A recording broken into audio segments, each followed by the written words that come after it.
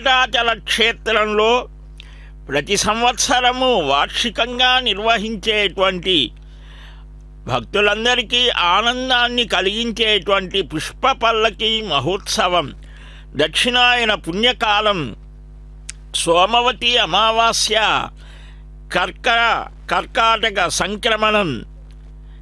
సంక్రమణం ఈ పుణ్యకాలంలో స్వామివారు దివ్యాభరణ భూషితులై దివ్యమాలాలంకృతులై ఆనంద కర్పూర నీరాజనాన్ని అందుకుంటూ ఉన్నారు.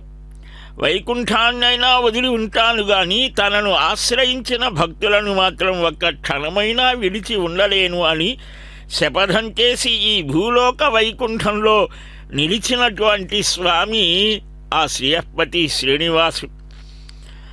భక్తుల కోర్కెలను తీరుస్తూ ఉండడమే కాదు, ఆ భక్తులందరిలో తాను ఒకడై తిరుగుతూ ఆటలాడి